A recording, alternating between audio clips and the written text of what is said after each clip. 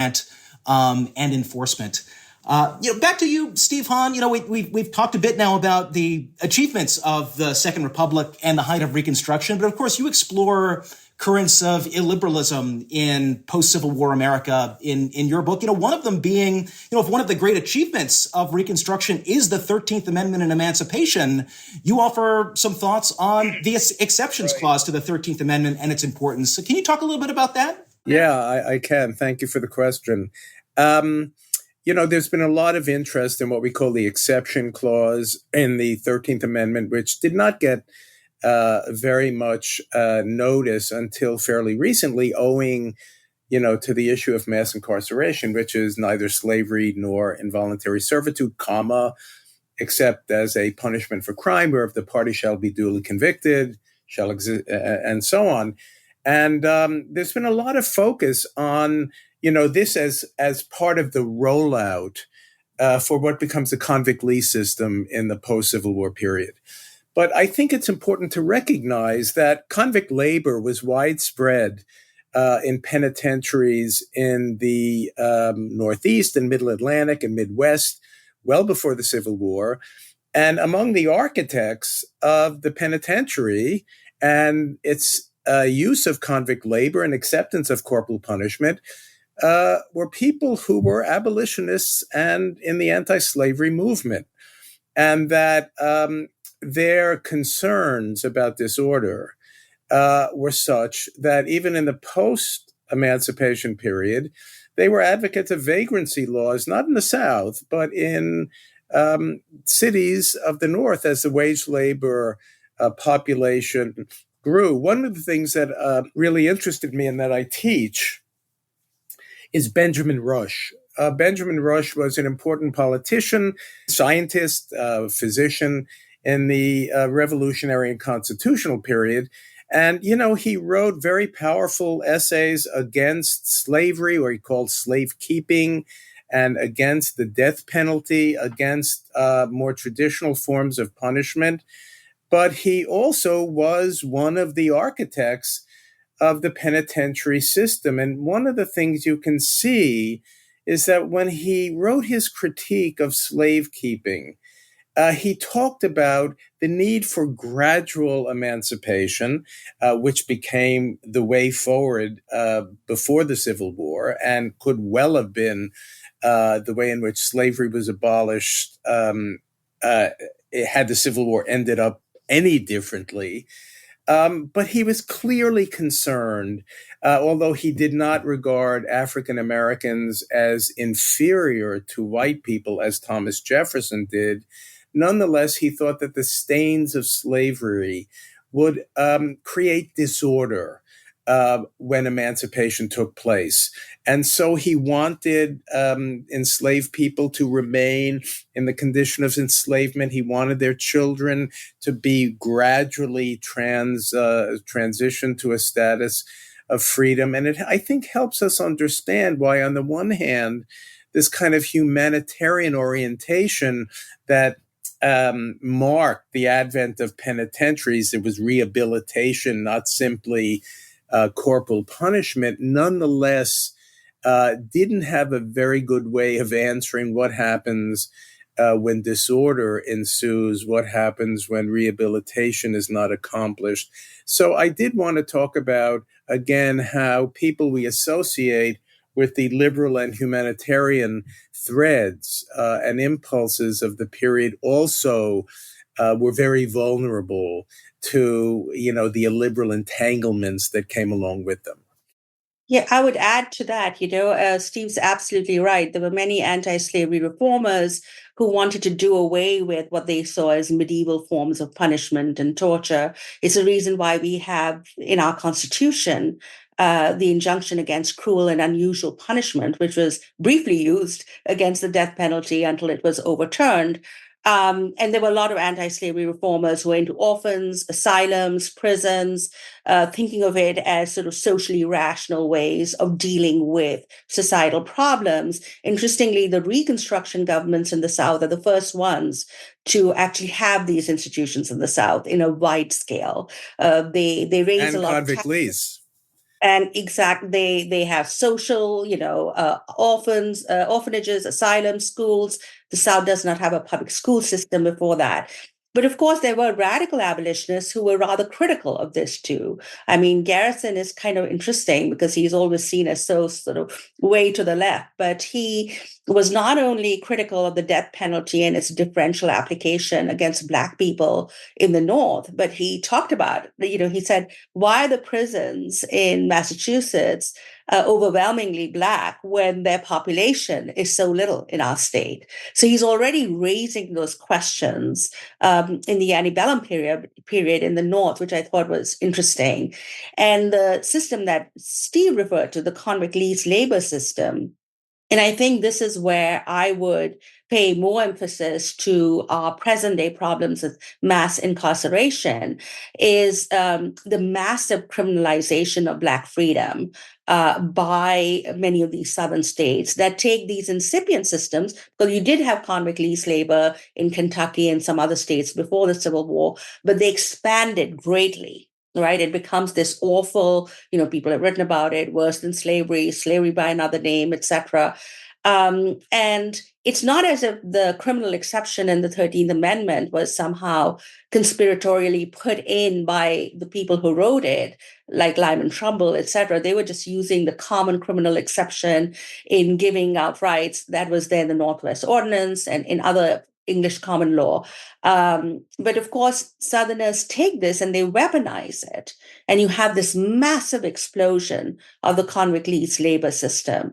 But what's more important, I think, is what people have been talking about recently, which is when you criminalize Black freedom, right? It's easy to get around the 13th Amendment and emancipation by incarcerating people in large numbers for either imaginary or slight crimes. And that differential in law enforcement, of course, we are still hounded by it. You can see this also in the fugitive slave laws that were passed, federal fugitive slave laws that basically criminalized Black freedom, that any free Black man in the North was a suspected fugitive. So that, as Steve points out. I would say that it's important for us to see mass incarceration of the late 20th century as a distinctive phenomenon. Nonetheless, everywhere you look before the Civil War in the northern states, penitentiaries were dominated by the forced labor of inmates, usually organized by private concerns.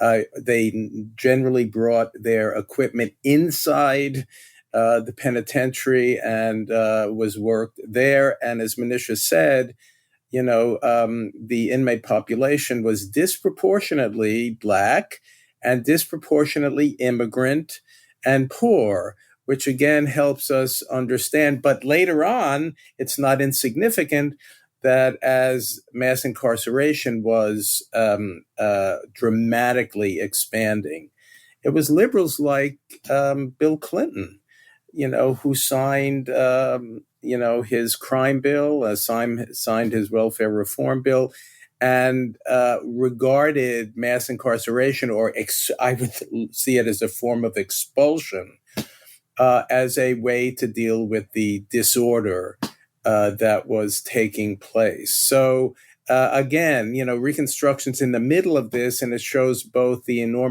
incredible possibilities that existed and where the impulses for those possibilities are coming from, as well as, I think, as Manisha puts it, we're wrong to think about the failure of Reconstruction. It's more important to recognize the repression of what Reconstruction represented. Thank you for that, Steve and Manisha.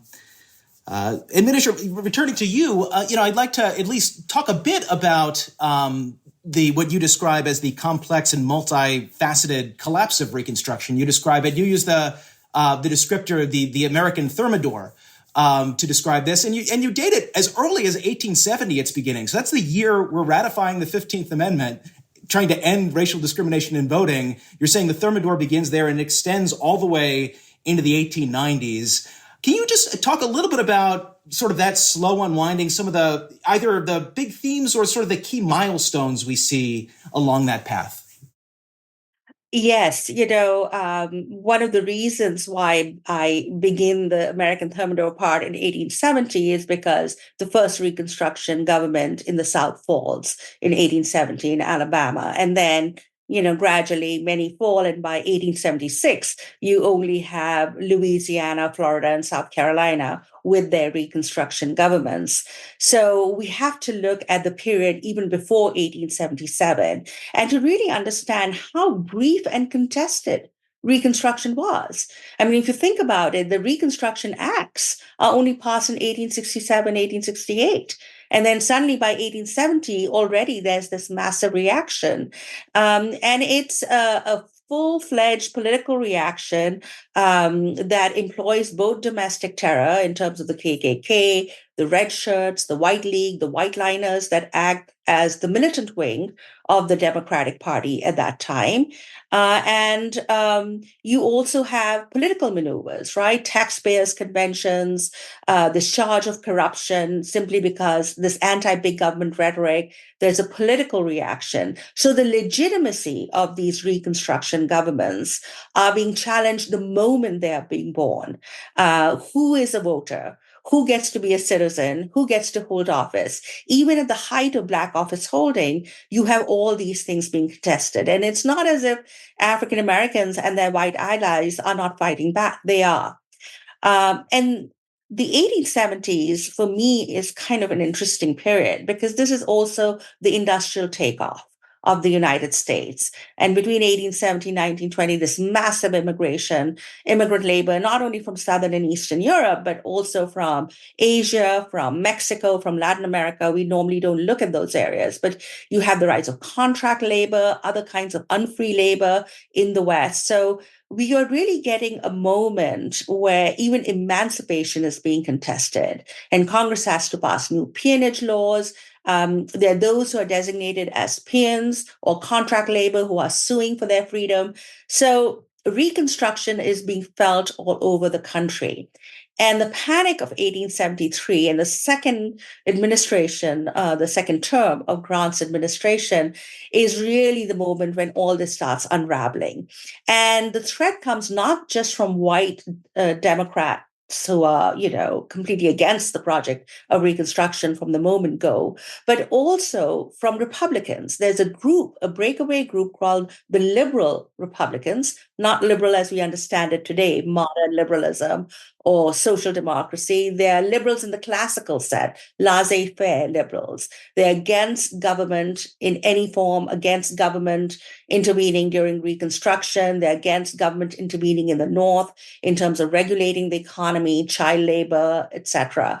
And so these people, they actually join up with the Democrats to oppose Grant for his second election.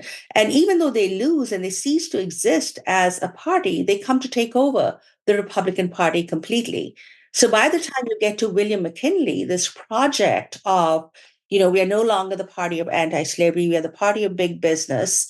The 14th Amendment's protections for freed people being used to protect railroad corporations, that idea becomes dominant in the Republican Party. So the retreat from Reconstruction is multifaceted. It's not just over the issue of Black rights, which is seen as horrific and unimaginable to a lot of people who simply cannot accept the results of the Civil War.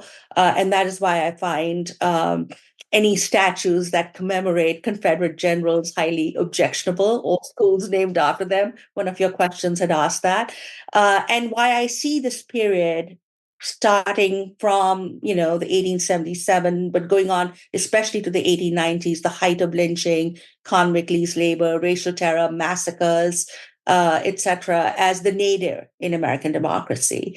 This is not a period where the United States is so much a shining city on a hill, because you could see racial apartheid and its brutality in the South sort of inspiring right-wing forces, including fascists in Europe, who are looking at genocidal warfare against Native Americans in the West, who are looking at this very strict system of racial segregation in the South, and seeing it as the way to go.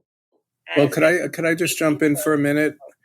One of the things it is nonetheless important to recognize